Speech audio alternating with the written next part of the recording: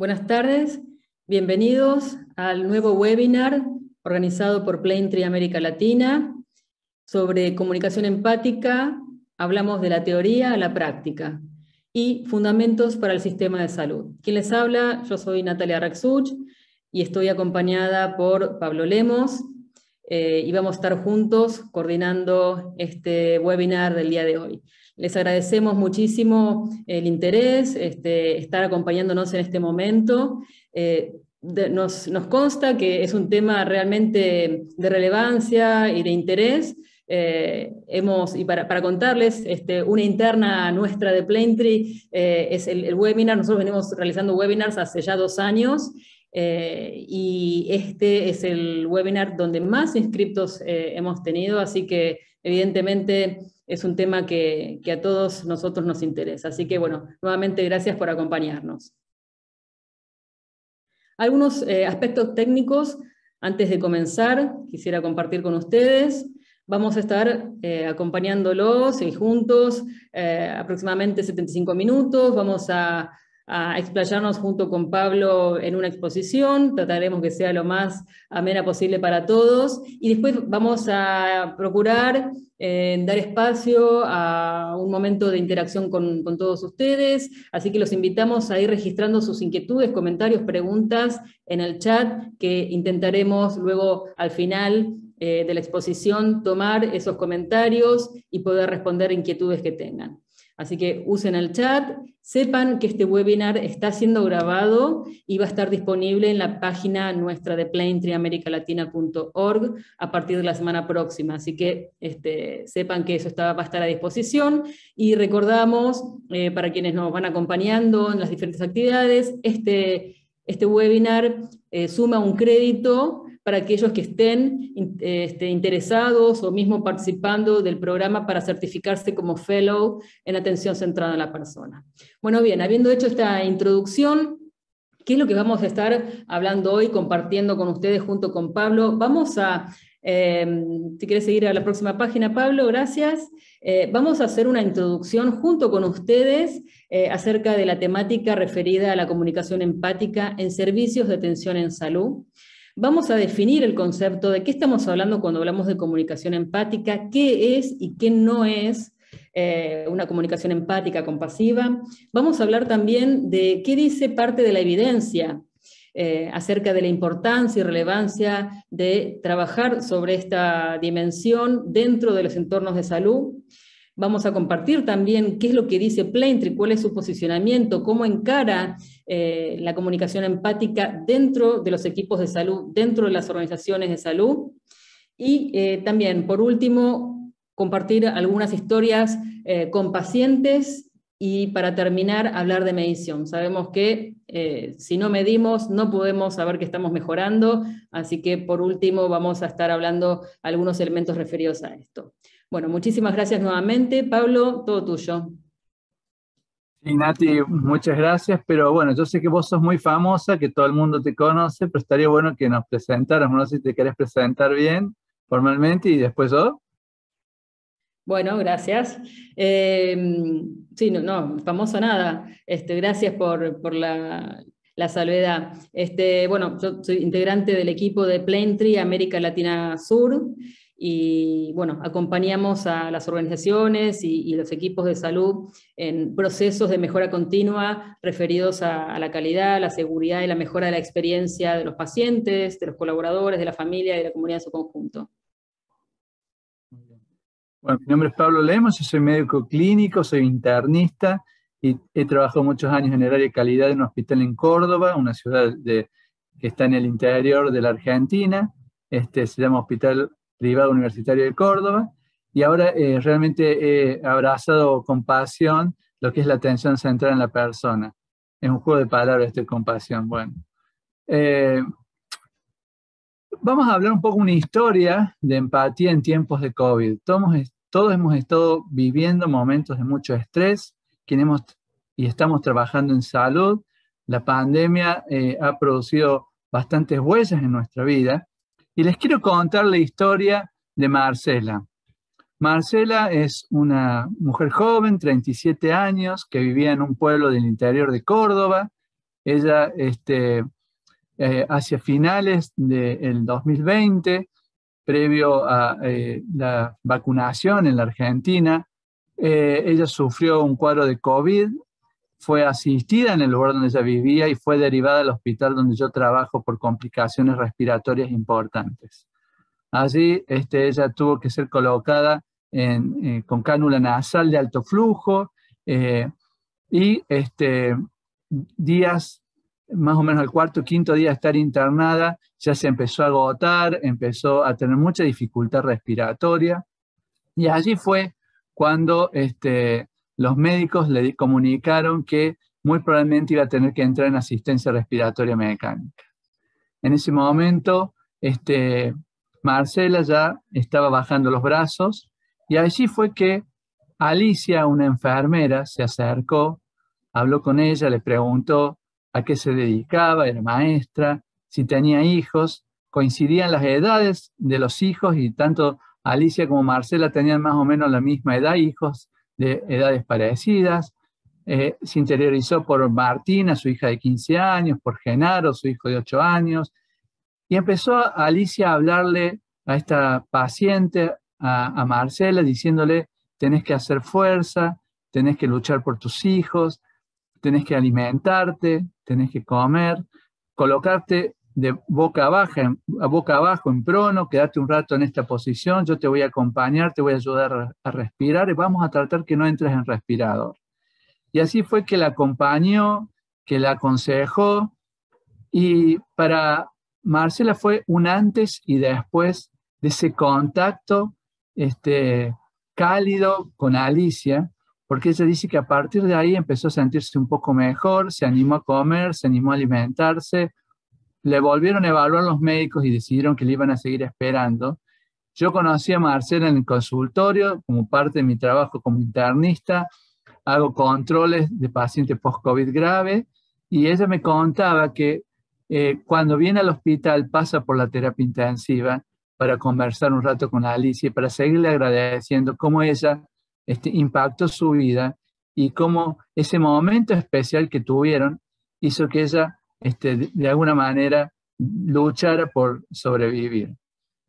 Seguramente ustedes han vivido historias parecidas y está lleno de historias de este tipo, donde el trato cálido, el trato empático, la conexión emocional con nuestros pacientes ha hecho la diferencia. Y un poco de eso vamos a estar hablando en el curso de esta tarde, en el transcurso de esta tarde. Pero quiero ahora que trabajemos un poco juntos. Vamos a ver unas fotos, les vamos a mostrar unas fotografías y queremos que hagan un trabajo, que exploren los sentimientos que estas fotografías les despiertan. Vamos a trabajar un poco en introspección, vamos a mirar hacia adentro nuestro, cada uno de nosotros, a ver qué sentimos, cómo nos conectamos con estas fotografías que vamos a ver. Para eso, nosotros vamos a utilizar el Mentimeter, ¿sí? Ahí creo que se puede ver el numerito. Yo ahora no lo puedo ver, Nati, no sé si querés decirlo en voz alta. Sí, el número es 9522-5212, pero lo voy a escribir también en el chat para que lo tengan ahí al alcance del chat. Tienen que ingresar a menti.com y ahí ya Sofía nos facilitó el número. Yo ahora les voy a mostrar las fotos primero, ¿sí? Vamos a ver las fotos y después vamos a utilizar el Mentimeter para comentar las emociones que despertaron esas fotos en nosotros. Empezamos a ver las fotos primero. Les voy a dar siempre unos 30 segundos por fotografía.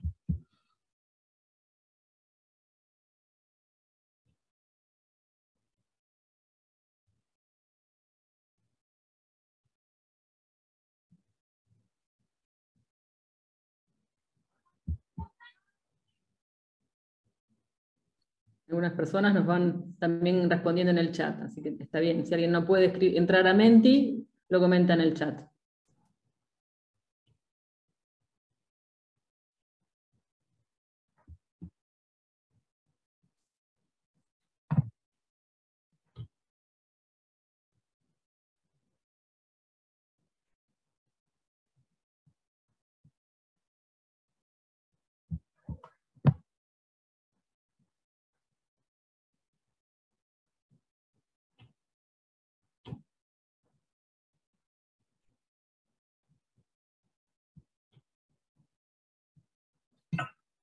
Bueno, ya empieza a haber respuestas, ¿no?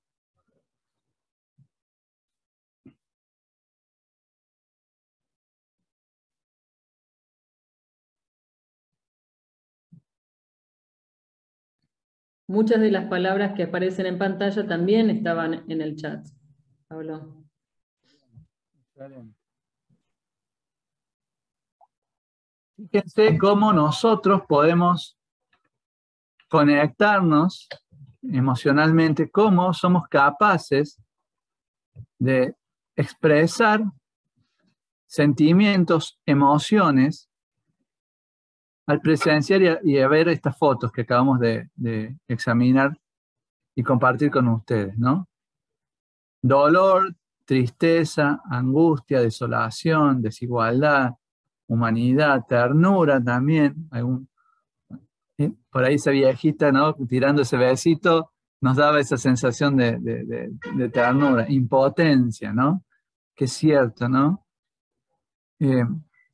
Con este ejercicio lo que estamos tratando de mostrar con ustedes es la capacidad que tenemos los seres humanos de conectarnos y poder percibir emociones a través de lo que vemos, a través de nuestros sentidos, ¿no?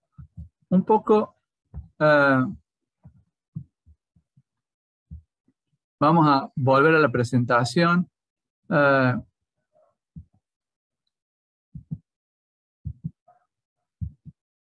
Vamos a hablar hoy de comunicación empática en la atención en salud. Por eso vamos a empezar definiendo un poco la palabra empatía, una palabra que es muy usada, que todos la conocemos.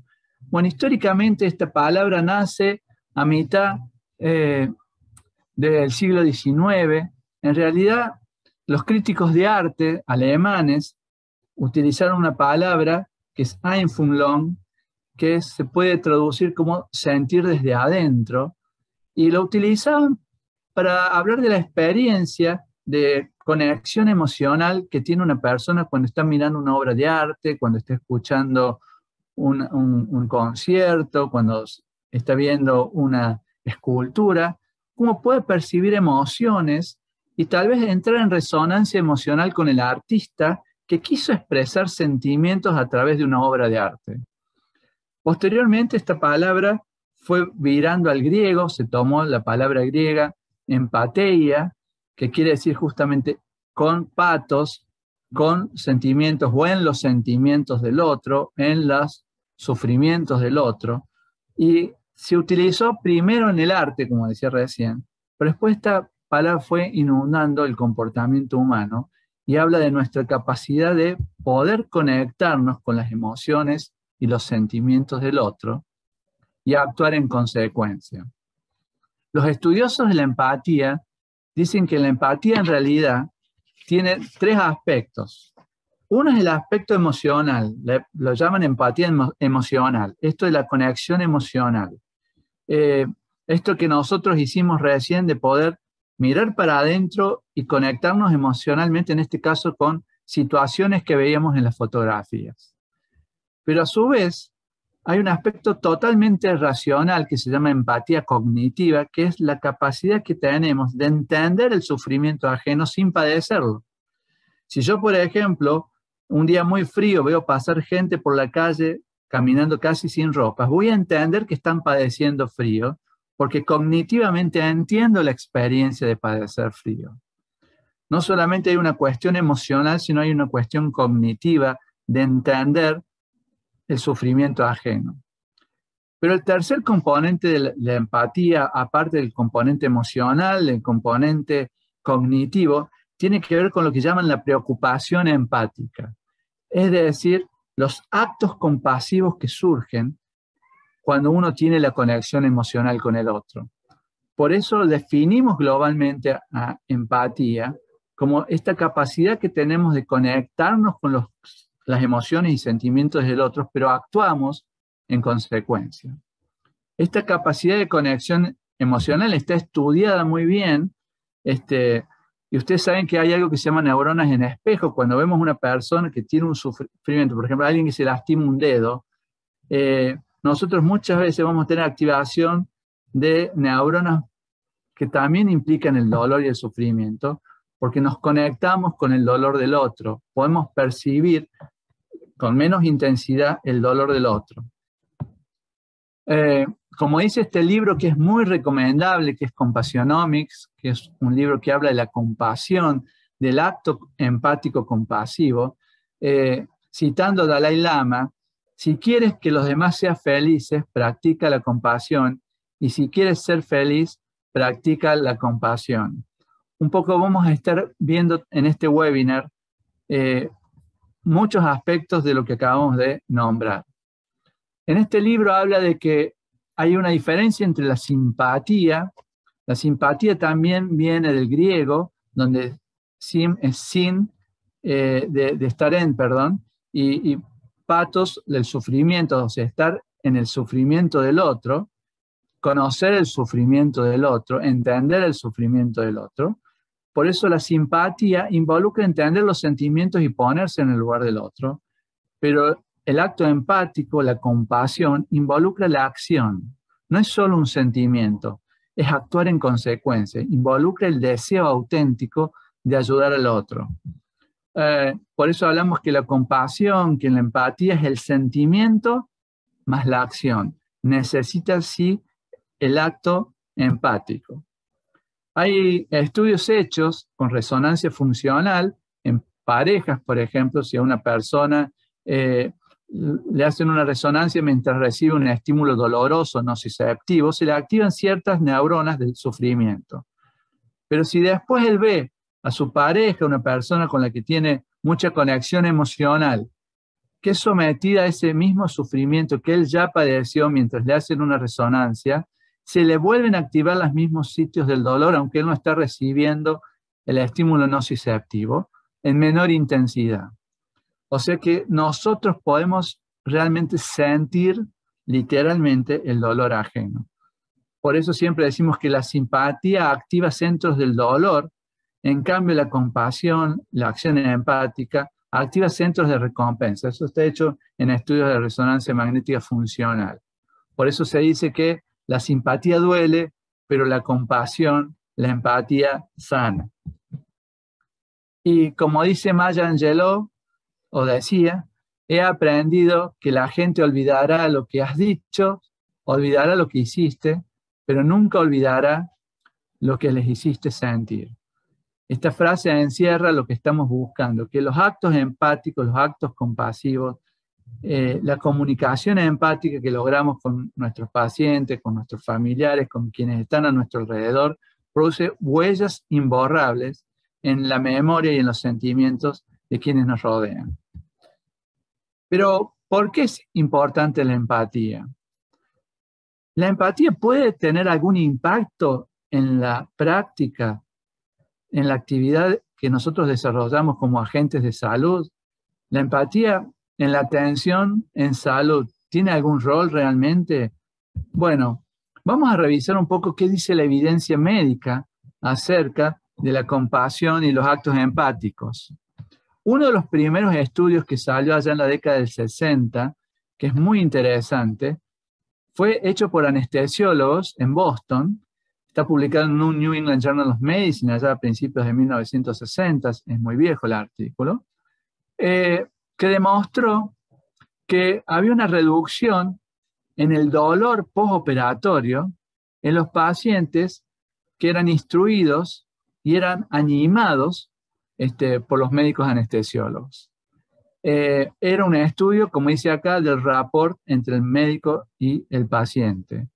Rapport es un término que de alguna manera quiere decir relación, pero es un término mucho más cálido. Habla de compenetración, de estar compenetrado con el paciente.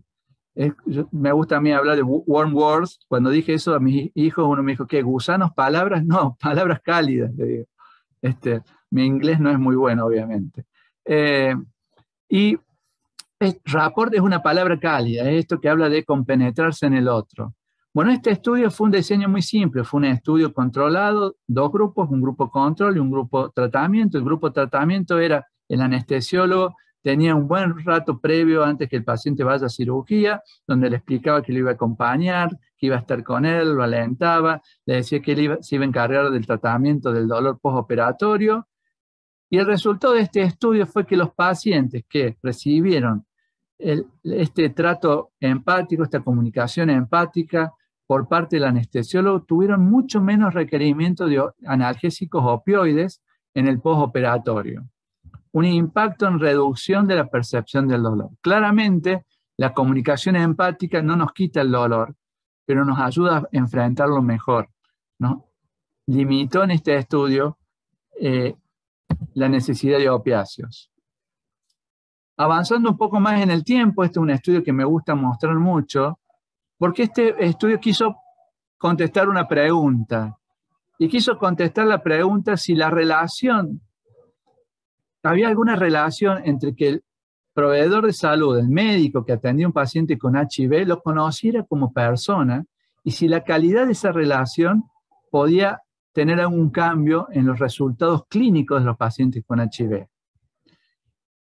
Y cuando a los pacientes se les preguntó que tenían HIV, recordemos que esto es un estudio de principios del 2000, donde ya se estaba utilizando la terapia antirretroviral altamente efectiva, y le preguntaron a los pacientes si su profesional, si su médico lo conocía como persona, si realmente lo conocía más allá del paciente, si lo conocía como persona, como individuo, si había un conocimiento profundo, esto que hablábamos nosotros, esta compenetración del profesional que trata este rapport con el paciente. Cuando la respuesta era sí, ocurrían tres cosas. Era más probable que el paciente recibiera tratamiento, que el médico decidiera iniciar el tratamiento. Había mucha mejor adherencia al tratamiento por parte del paciente con HIV, y obviamente esto se relacionaba con una reducción con una reducción de la carga viral, con una mejoría de los CD4, o sea, un resultado clínico, un impacto clínico concreto, visible en el paciente. Y ustedes saben que el conteo de la carga viral se correlaciona directamente con resultados clínicos, con infecciones, tumores oportunistas, etc.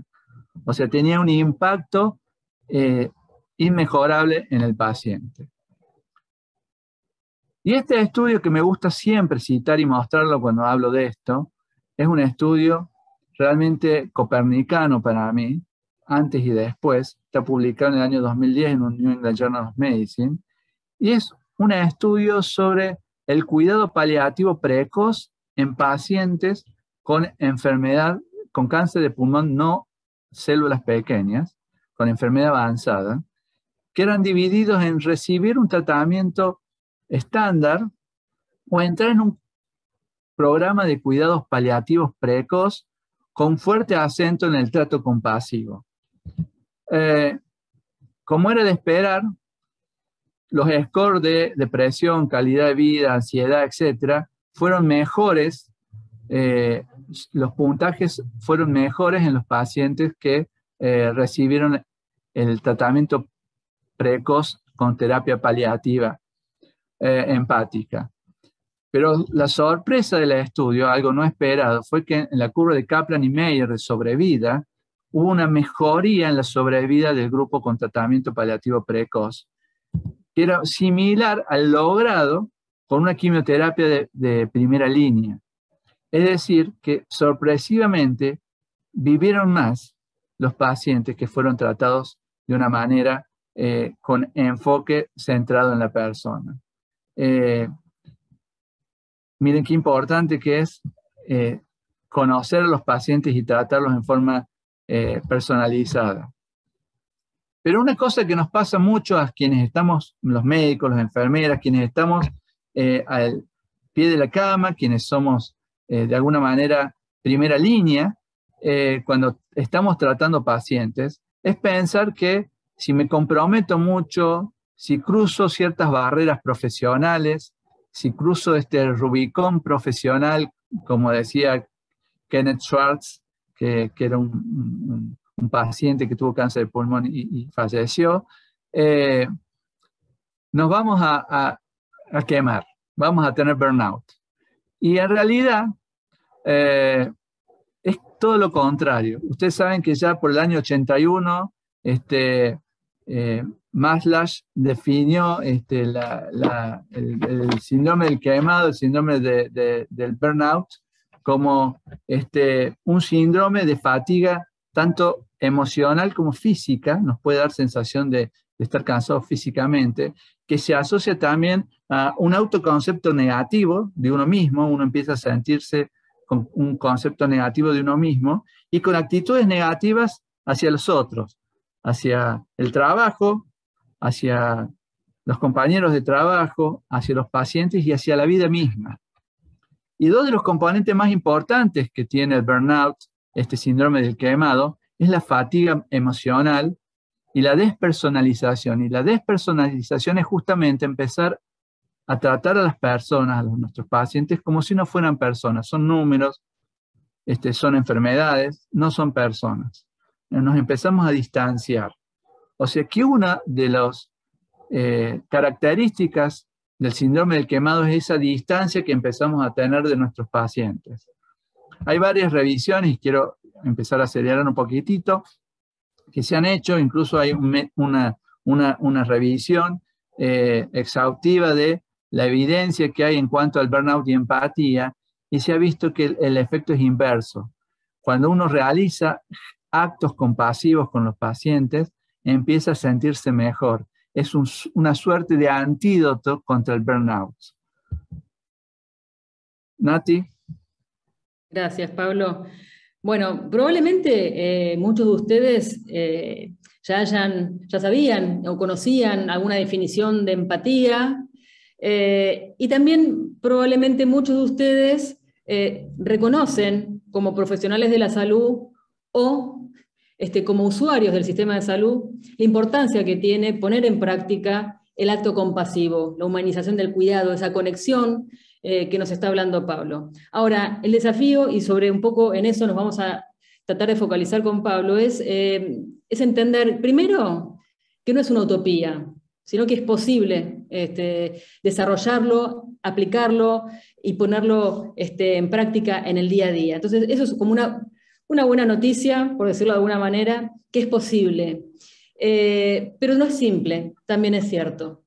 Bueno, desde Planetree, para quienes no conocen, Planetree es una organización internacional que viene acompañando ya hace algunas décadas a organizaciones de salud a lo largo del mundo, a lo largo y a lo ancho del mundo, justamente para desarrollar y desplegar en sus equipos de trabajo y en sus organizaciones un modelo de atención centrado en la persona. Y escuchen que estamos hablando centrado en la persona, no en el paciente. Probablemente también muchos de ustedes ya saben que ya hace muchos años se habla de la calidad en salud, ¿no? ¿Quién no quiere entregar un servicio de atención en salud de calidad? Y sabemos que una dimensión de la calidad tradicionalmente definida dice que tiene que ser una atención personalizada, con foco en el paciente. Pero bien, también es cierto que muchas veces esto no ocurre. No ocurre no porque no haya un interés, vocación o conciencia de la importancia, sino también porque por la complejidad que hoy va de la mano en cualquier servicio de atención en salud. Sabemos que una experiencia del paciente, del familiar o mismo de trabajar bien en un entorno de salud no depende de una persona o de unas pocas personas, sino de una interacción, una articulación, una coordinación del cuidado y del trabajo, los procesos de trabajo dentro de diferentes entornos. Entonces estamos hablando de que hoy en día la complejidad que va de la mano de un sistema de salud, de un servicio de atención en salud, por la tecnología, tecnificación, burocracia, y bueno, tantos otros ingredientes que hacen que justamente esto que sabemos que es tan importante de estar centrados en el paciente, de tener un trato humanizado, personalizado, no se logra a menudo. Entonces, es posible que esto se despliegue y existen maneras de hacerlo. Otra vez volviendo con la definición, ¿no?, de un modelo de atención centrado en la persona.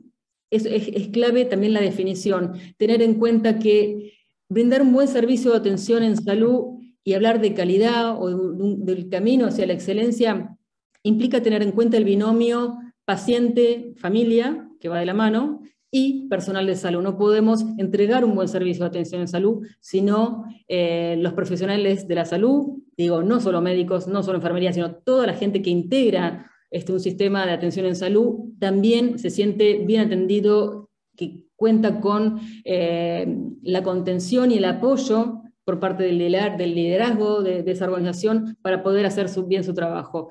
Y brindar una atención de calidad es no atender una enfermedad, un órgano enfermo, sino pensar e interpretar y atender a una persona desde todas sus dimensiones, ¿no? Entonces, por eso como dice acá, es promover un estado holístico de bienestar, de salud para el paciente, la familia, la comunidad, y también de la mano al personal de salud. Ya sabemos que el concepto que venía mencionando Pablo, referido al burnout, no es algo nuevo, lamentablemente, no es algo que vino con la pandemia, sino que la pandemia, por el contrario, puso de manifiesto las dificultades que ya tenía el sistema de salud, y las oportunidades de mejora. Y trabajar brindando apoyo y contención al personal de salud, sabemos que es clave. Entonces, cuando hablamos de un trato empático y compasivo, no solo estamos hablando de que esto sea para el paciente y su familia, sino también para el personal de salud.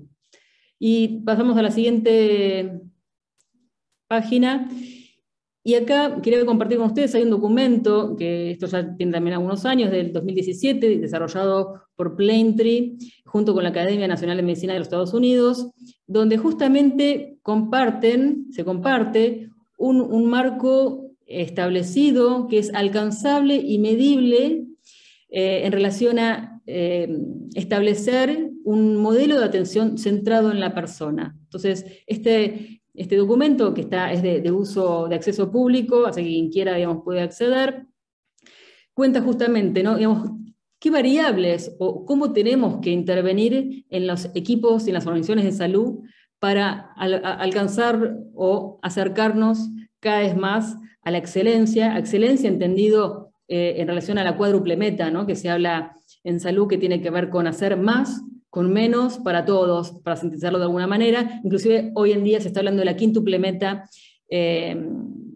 incluyendo la dimensión de la equidad, que toma cada vez más protagonismo y que también, como uno de los coletazos de la pandemia, dejó de manifiesto la falta de equidad que hay en salud. Entonces, hay un marco, hay una metodología de trabajo para lograr avanzar en este sentido hacia la excelencia, hacia desplegar un modelo de atención centrado en la persona, que implica fundamentalmente organizaciones que aprenden, organizaciones inteligentes, donde algunos pilares se respetan y se repiten. Uno que tiene que ver con el liderazgo. Es muy difícil desplegar una cultura de atención centrada en la persona, unas condiciones favorables para que esto sea posible si el liderazgo no acompaña. También existen algunos elementos claves como palancas del cambio, ¿no? Construir, por ejemplo, estructuras físicas y simbólicas, equipos de trabajo interdisciplinarios donde se habilite hablar a todas las personas. Una atención centrada en la persona implica desde que se planifica un cuidado hasta que se entrega y se mejora junto con todos, principalmente con el paciente, la familia, para poder personalizar ese cuidado, atender sus necesidades y expectativas, pero también escuchando a todo el personal de salud, a todos quienes integran los servicios de atención a la salud, porque la solución está en ellos también. Entonces, un liderazgo humilde, transparente, ¿no? Algunos valores que sabemos que muchas veces no se ponen en juego, que estos son como elementos o palancas fundacionales, fundamentales, para empezar a desplegar una cultura de aprendizaje continuo. Y después también hay otros elementos claves que tienen que ver con la enseñanza, la educación, no solo al personal, sino también al paciente y la familia. Vamos a ver también más adelante que es clave que el personal de salud sea educado, entrenado en lo que tiene que ver con la comunicación, ¿no? La comunicación empática, compasiva. Sabemos que es una deuda también en la formación de grado, de pregrado, esta dimensión. Muchas veces se le quita el valor que tiene, y de eso también somos conscientes. Entonces, en esto tiene que estar incluido como un pilar estratégico. Esto no es solo un curso más, sino el liderazgo consciente es un valor para la organización, el trato, el cómo se entrega ese servicio de atención en salud, que no depende solo de el mejor saber científico, la mejor tecnología, la mejor infraestructura, el mejor diseño de procesos, si después el sistema nervioso central, que tiene que ver justamente con esas conexiones, con el trato que se brinda, no solo con el paciente y la familia, sino también entre el personal de salud, esto no va de la mano de la compasión y de la empatía. Entonces, es un input, como dice acá, estratégico, en la parte amarilla, es que el personal y que la comunidad tome conciencia de esta importancia, y las organizaciones tienen mucho para hacer en este sentido de sensibilizar, informar y educar. Y bueno, gracias a esto y otras prácticas interconectadas es que se logran mejores resultados. No podemos pensar que, porque entendemos qué es la empatía, porque hicimos un curso de empatía, a partir de mañana vamos a actuar de una manera empática. Esto sería simplificarlo. Sabemos que es mucho más complejo, tiene que ver con el sistema de creencias, con el modo en que el paradigma, el modelo médico hegemónico, donde hay mucho o demasiado hincapié en la tecnificación, en el saber científico, y se le resta importancia al cómo se entrega la atención, y parte del cómo tiene que ver también con darle protagonismo a ese paciente y a ese familiar de paciente dentro del equipo de atención, porque ellos tienen mucho para decir, son expertos en su enfermedad, mucho más que el propio médico. Pero si no tenemos una buena comunicación, no tenemos un diálogo y una conexión, como hablaba antes Pablo, profunda, es muy difícil que exista este rapport positivo que dé lugar a una buena comunicación, a una buena educación, a una adherencia a un tratamiento, a poder plantear dudas, inquietudes, a dar a conocer la propia perspectiva del paciente, y a partir de ahí traducirse en un tratamiento específico, y eso luego va de la mano de mejores resultados que importan al paciente. Y sobre eso también vamos a hablar un poquito más adelante. Pasamos, Pablo. Bueno, acá solo para contar que este marco definido, alcanzable y medible, con el cual trabajamos desde Planetree, se traduce en 5 principios guiadores y criterios que acompañan estos principios fundamentales, donde uno de ellos, como está señalado hoy en rojo, tiene que ver con saber lo que importa. Tenemos que, para poder brindar un servicio humanizado, personalizado, sistemáticamente, tenemos que poder establecer conexiones de calidad, un trato humano, respetuoso, empático. Y por ejemplo, es uno de los criterios que permiten, en la medida que esto se despliega realmente dentro de una organización, avanzar hacia el camino de una futura eventual certificación, pero más allá de la certificación es el evidenciar y poder comprobar que en esa organización, en esa configuración del sistema de salud, realmente se aplica un modelo de atención centrada a la persona. Pasamos al siguiente, por favor. Vamos a ir un poquito más rápido. Bueno, también, como decía, esto es, si no medimos, no podemos saber que estamos haciendo las cosas bien. Entonces, parte de los criterios va de la mano de algunos elementos que se consideran, que se pueden medir para decir, bueno, la comunicación empática realmente funciona en esta organización, en este grupo de trabajo, y estas son las evidencias que lo acompañan. Entonces, una organización de salud que tiene como pilar la comunicación empática, la define como una competencia crítica junto con otras habilidades técnicas. Ya no pasa que este médico es bárbaro, ahora no le pidas que hable con el paciente porque ahí hace agua. Bueno, entonces no es bárbaro ese médico que no puede hablar bien e interactuar y conectar y empatizar con ese paciente. Digo, médico o enfermera o administrativo, digamos, cualquiera sea la persona que está ahí brindando ese servicio, que está en ese punto de contacto con el paciente, con la familia, digo, y también no solo con ellos, sino entre colegas, ¿no? Qué importante es construir una red de vínculos positivos, un clima de trabajo ameno, favorable para el buen clima de trabajo para todos los que integran esa organización. Entonces, esta competencia, ¿no? o este estilo de comunicación empático, compasivo, se traduce en un sistema de gestión del desempeño. Entonces, no solo se define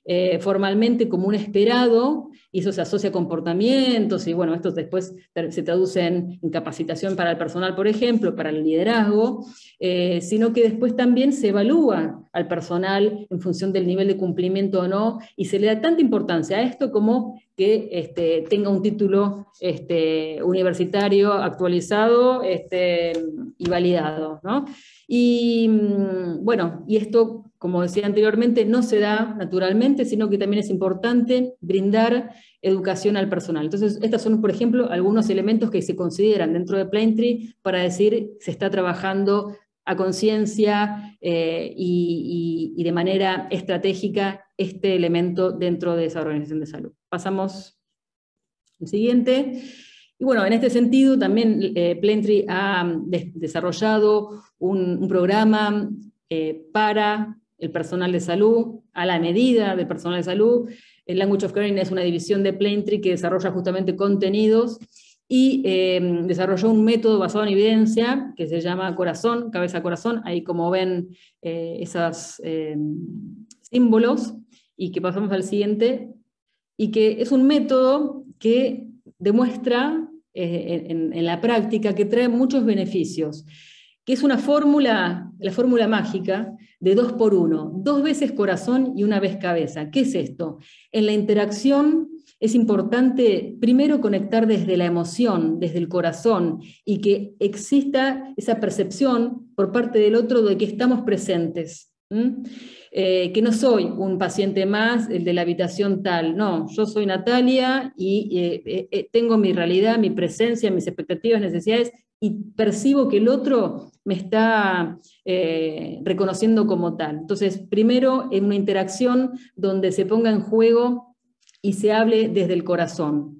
Esto va acompañado después de una interacción desde la cabeza, desde lo racional, donde uno, a partir de haber conectado con esa persona, después tiene la posibilidad de brindar información, dar una explicación, hacer una pregunta, bueno, meterle el contenido, la parte más lógica y racional de esa comunicación que se está teniendo en el momento, y después cerrar nuevamente con el corazón para expresar que el otro le importa y que, en definitiva, ese mensaje que se quería transmitir sea bien recibido, interpretado e incorporado y funcione la comunicación. El hablar desde el corazón, conectando con la emoción, hace que el contenido racional, lógico, sea mejor interpretado. Uno abre los oídos al conectar desde este punto de vista también. Pasamos. Y bueno, esto también sabemos, no es una fórmula mágica. Aprendí el método 2 por 1 y salgo mañana a ser empática con mis colegas, con los pacientes, en situaciones difíciles. No, esto es un ejercicio donde la organización tiene que acompañar a través de diferentes instrumentos. Acá aparecen unos manuales que apoyan en este sentido, como por ejemplo a los líderes, cómo los líderes también tienen que acompañar a sus equipos a partir de diferentes prácticas, actuando como modelo de rol, explicitando qué se espera del otro, haciendo retroalimentación, dando feedback, donde uno nota que están bien las cosas, reconocerlo, bueno, toda una serie de recursos, estrategias y prácticas que tanto desde el liderazgo como uno mismo tiene que poner en práctica para lograr, en definitiva, ¿qué? Construir y desarrollar nuevos hábitos. Porque, no creo que sea en la página siguiente, esto también está estudiado, ¿no? Que lleva tiempo desarrollar nuevos hábitos, ¿no? Entonces tenemos que muchas veces desaprender para volver a aprender, y la repetición, ¿no? Si recordamos cuando comenzó la pandemia, era muy difícil pensar, usar el barbijo. Ahora, después de la práctica y el hábito de tener que ponérnoslo, ya lo hacíamos en automático, ¿no es cierto? Bueno, lleva promedio, como dice acá, 2 meses, 66 días, convertir un comportamiento en hábito. Entonces, es importante cómo la organización, cómo los equipos, cómo los líderes hacen posible, a partir de la repetición y la concientización y la educación, construir nuevos hábitos de comunicación empática. Avanzamos. Y para, bueno, rápidamente intervenir desde diferentes frentes. Tiene que ser un pilar estratégico. El liderazgo tiene mucho para hacer en este sentido. ¿Cómo reclutamos dentro de una organización? y tenemos en cuenta este elemento, esta dimensión, el cómo uno se interactúa con los demás, cómo seleccionar, hacer la inducción, capacitar, desarrollar, bueno, y demás, todo esto tiene que estar convergiendo en un mismo sentido para que se construyan estos nuevos hábitos. Sí, Pablo, ¿querés pasar?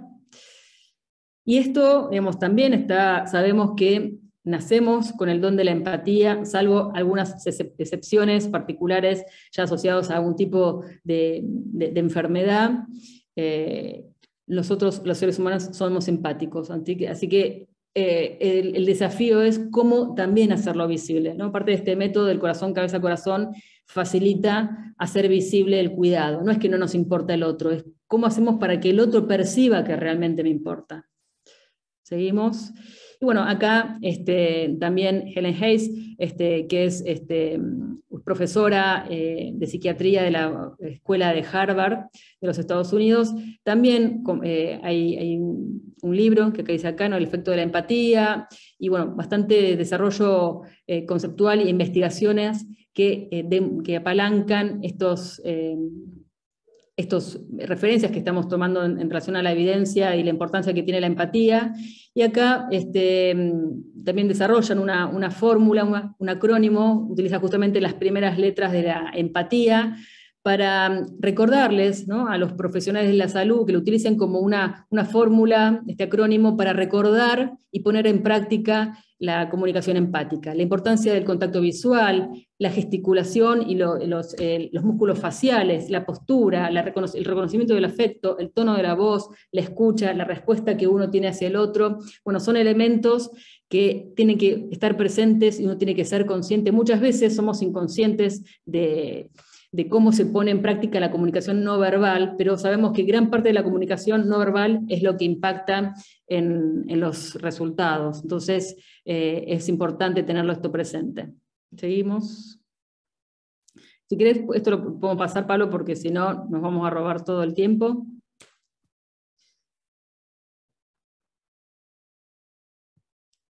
Y te dejo aquí. Bueno, solamente hago un comentario de esto, que hay toda esta cuestión de preguntarle al paciente qué es importante para vos, qué es importante para usted. Tratar de entender cómo hay palabras, cómo hay mostrar el verdadero interés por el paciente, pasa a veces por la pregunta, ¿qué necesita mi paciente? Y verbalizársela. Por eso les quiero contar una pequeña historia que se la escuché a Matías Nahum. Él es médico paliativista del Hospital Austral y trabaja y es director de esta fundación, Buen Samaritano, para el cuidado humanizado en el final de la vida. Y él nos contó la historia de Soledad. Soledad era una mujer de 42 años con un cáncer de páncreas estadio 4, que a ella le hicieron la pregunta, ¿qué es lo que realmente era importante para ella? Y ella les pidió que les gustaría, ella estaba internada en este hospice, poder pasar el Día de la Madre con sus hijos. Ella era madre de 5 hijos. Entonces, un grupo de voluntarios se acercó, la maquilló, la preparó, la acondicionó para ir a ver a sus hijos, la llevó hasta su casa, su humilde casa, y preparó una pequeña celebración junto con sus hijos, y vi en el rostro de felicidad, de Soledad, al cumplir lo que había de alguna manera pensado. Fíjense el poder de las palabras, el poder de poder transformar las palabras en acción. Hablábamos que la empatía tiene que ver con esto, que no solamente es interesarnos por los sentimientos del otro, sino actuar en consecuencia. Este es un ejemplo claro de acción empática. Y esto paso rápido, pero esto tiene que ser totalmente top-down, esto tiene que venir desde arriba hacia abajo, como pasó con la Cleveland Clinic. Ustedes saben que ellos lo han puesto a la empatía como un valor central, tienen cursos de empatía, tienen foros de empatía en la institución, y ellos han puesto este eslogan del paciente primero, y lo viven. Este es tomado de un blog de un paciente que dice que el lema y la misión de la clínica es los pacientes primero, poner a la persona primero.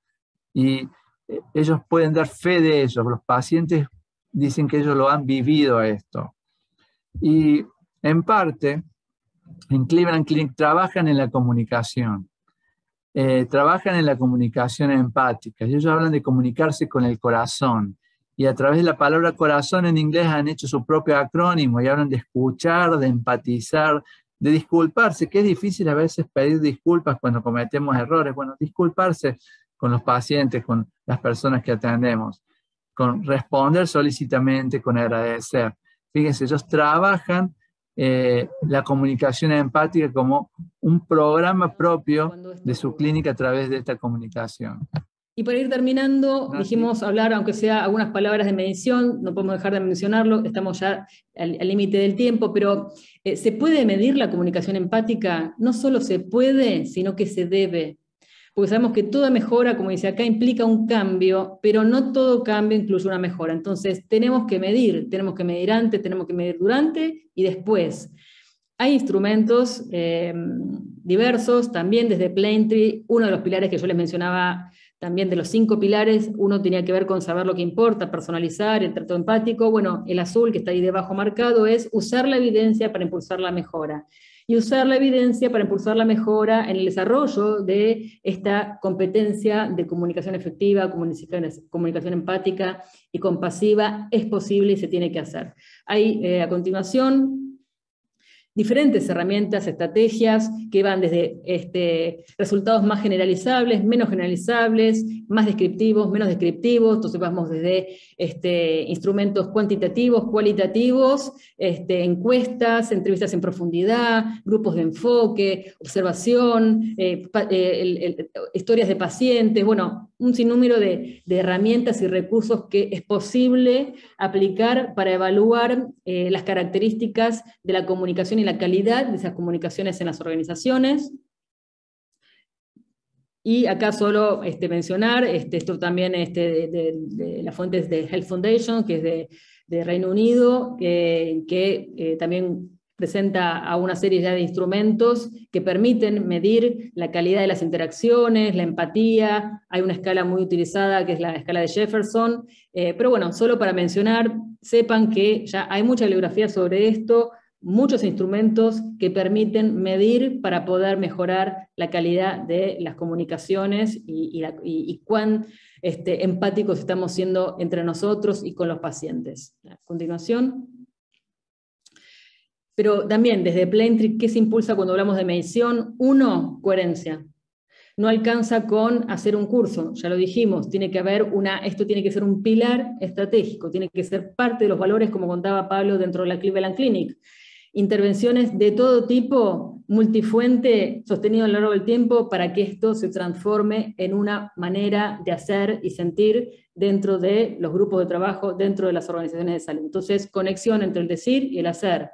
Medición cuantitativa, cualitativa y también hacer públicos los resultados. ¿Para qué? Para que los pacientes puedan elegir y tomar mejores decisiones informadas, dónde se quieren atender, con qué profesional, en qué organización, y también los profesionales de la salud elegir en qué organizaciones quieren trabajar, porque esto también es parte, ¿no? Como decíamos al principio del binomio, es que los profesionales de salud sepan en dónde trabajan, y hay instrumentos que miden el clima, el compromiso, y que va de la mano también, por supuesto, del trato humano, respetuoso, empático con los profesionales de la salud, y hay que medirlo y hay que trabajarlo.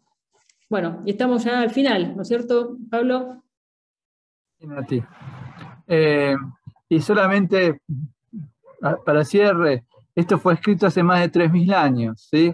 Esto es un proverbio del rey Salomón que está en la Biblia, que dice: panal de miel son las palabras amables, endulza la vida y dan salud al cuerpo.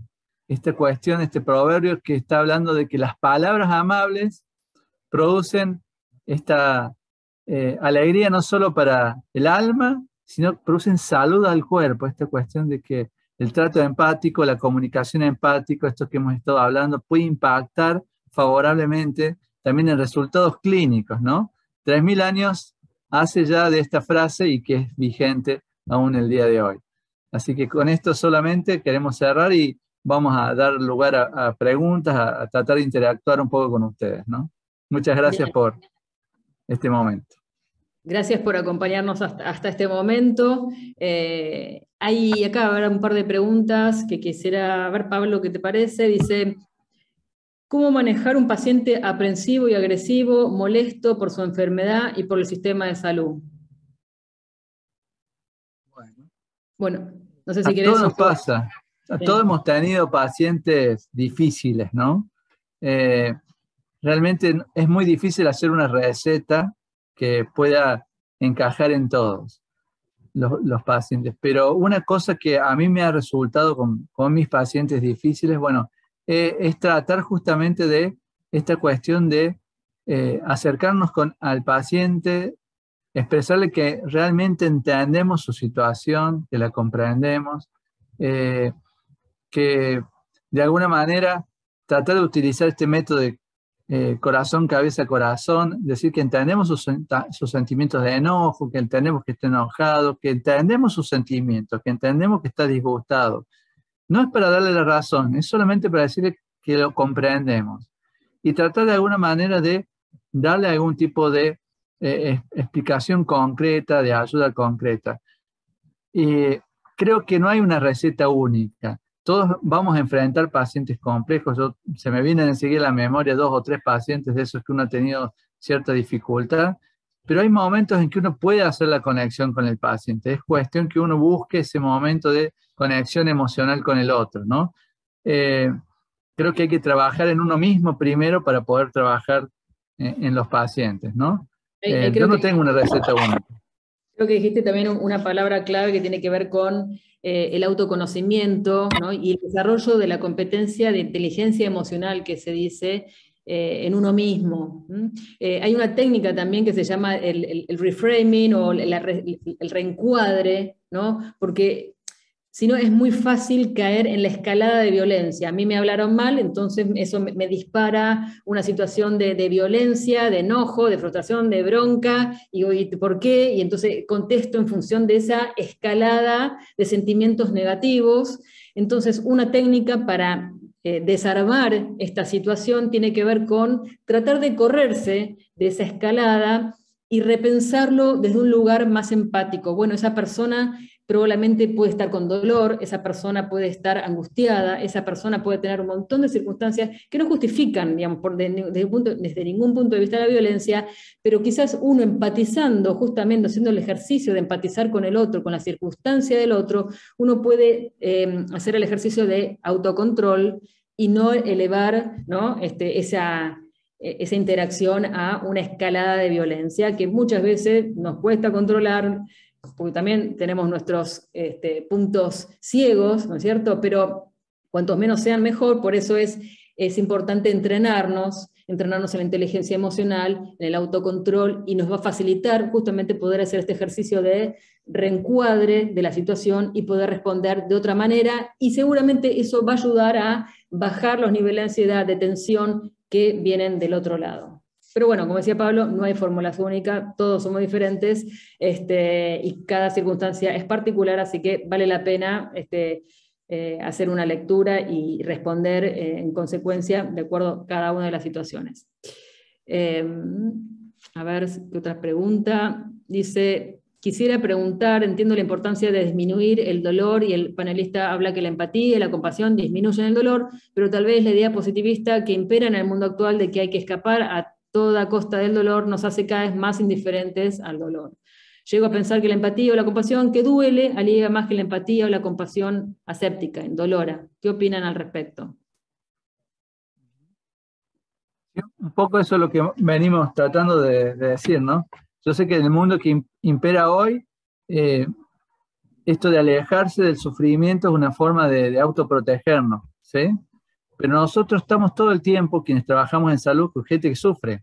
Entonces no nos podemos escapar, no podemos evitar ver pacientes con dolor, no podemos escapar a ver pacientes que sufren, si no nos tendríamos que dedicar a otra cosa, ¿sí? Tendríamos que trabajar en Walt Disney tal vez, ¿sí? Pero si uno trabaja en un hospital, va a estar siempre en contacto con pacientes que están sufriendo, con familiares que uno le tiene que dar malas noticias, con gente que uno le tiene que decir que tiene cáncer, que no hay tratamiento ya de segunda, tercera, cuarta línea, que ya no se puede hacer otra cosa, que el paciente está entrando en una etapa terminal, etcétera, etcétera.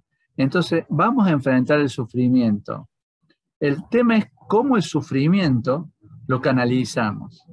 Puede ser que solamente nos endurezcamos y que nos tratemos de alejar y hacer un caparazón, pero no vamos a lograr aliviar el sufrimiento del otro, ¿sí?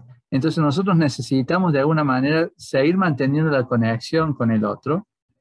Obviamente que lo que estamos tratando de decir que uno debe tratar de conectarse con el sufrimiento del otro, usar la empatía cognitiva y utilizar la empatía de acción para hacer acciones que alivien al otro. Les comentaba hace un rato la historia, no la comenté, nombré a alguien que es Kenneth Schwartz. Le voy a comentar rápidamente porque viene a colación. Kenneth Schwartz escribió un artículo en el Boston Globe, que fue magazine, que fue realmente un artículo que se extendió rápidamente. Es un abogado de 40 años que sufre un cáncer de pulmón y cuenta todo su derrotero con el cáncer de pulmón. Y dice que cuando lograba que algún profesional se conectara emocionalmente con él y que se animara a hablar de los sufrimientos que él tenía, sus miedos a la muerte, sus miedos a no ver crecer los hijos, etc., él sentía un profundo alivio. Y que el toque al alma de muchas de estas personas que lo rodearon hicieron soportable lo insoportable. Él escribió esta frase: este trato compasivo y amable logró en mí hacer soportable lo insoportable. Lamentablemente Kenneth falleció, pero surgió todo un movimiento, toda una fundación que se dedica a justamente hacer lo que se llaman las rondas de Schwartz, que es esta cuestión de trabajar sobre la comunicación empática, sobre el acercamiento empático a los pacientes. Y él hablaba de esto de cruzar el Rubicón profesional, así como Julio César cruzó el Rubicón para llegar a Roma. Dice que muchas veces el profesional tiene que cruzar ese Rubicón para tener ese contacto de calidad y empático con el paciente. Creo que eso es parte de nuestra tarea profesional y obviamente esto también uno lo puede entrenar. Es un poco lo que hemos estado tratando de hablar. Hoy hay formas de entrenar, de aprender a comunicarnos de forma empática y de poder tener una mirada más compasiva acerca de nuestros pacientes, más allá de la empatía que todos sentimos, ¿no? Estoy de acuerdo con todo lo que decís, Pablo, y digamos, solo para resaltar, ¿no? No es simple, pero es posible. Hay que trabajarlo a nivel individual, cada uno hacia adentro. También es importante poder recurrir al apoyo de pares. Se recuerda, ¿no?, la definición que hacía, la distinción que hacía Pablo entre la simpatía y la empatía. La simpatía duele y la empatía, por el contrario, es constructiva, es positiva.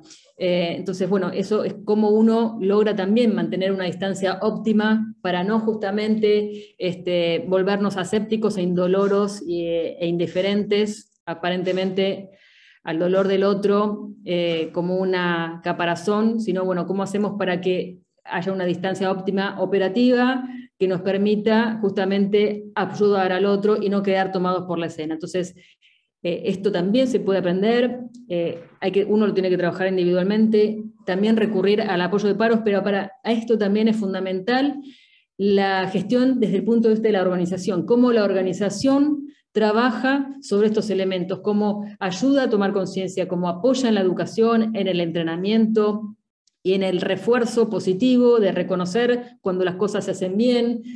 Por el contrario, dar feedback, una retroalimentación cuando los comportamientos esperados no están en línea con los principios de la comunicación empática, un trato respetuoso, humano, compasivo. Entonces, la organización tiene mucho para hacer, hay muchas estrategias, prácticas, proyectos, programas que muchas organizaciones llevan a cabo con muy buenos resultados para trabajar, por ejemplo, sobre el dominio del burnout, sobre cómo hacer para alivianar esa carga que, como dice Pablo, quien se dedica a esto, indefectiblemente se está enfrentando muchas veces en situaciones críticas de vida a muerte, de mucha presión, tensión. Esto no es sin ningún costo. Entonces, ¿cómo hacemos para que esto, en definitiva, no afecte el servicio y también a cada uno de los profesionales, que sabemos que lamentablemente pasa? Hoy en día con la pandemia, mucha gente, muchos profesionales de la salud ya estaban mal, trabajando en malas condiciones, y el COVID fue la última patada para sacarlos del sistema, ¿no? Entonces mucha gente que está abandonando, muchos problemas de salud mental, adicciones, bueno, y demás, producto de cuando no se trabaja bien, en buenas condiciones, donde justamente no hay un trato humanizado también con los profesionales de la salud, esto impacta negativamente. Entonces, hay que trabajarlo, es posible, pero no es simple, también hay que ser conscientes de eso. Bueno, estamos ya sobre el tiempo, les agradecemos muchísimo habernos acompañado. Sepan, avisos parroquiales, que esto está siendo grabado, va a estar en la página de Plaintree América Latina.org, y también ha habido consultas sobre el programa que trabajamos de comunicación empática, de la fórmula 2-1, corazón, cabeza, corazón. También nos pueden contactar en cualquiera de las oficinas que están desde México, desde Colombia, desde Buenos Aires, atendiendo a la población de habla hispanoparlantes. Así que nos pueden contactar y ojalá podamos colaborar en algún sentido. Muchísimas gracias, nos vemos próximamente en algún lugar o en el próximo webinar. Que esté muy bien, buenas tardes, buenas noches para todos. Muchas gracias a todos. Gracias, Pablo.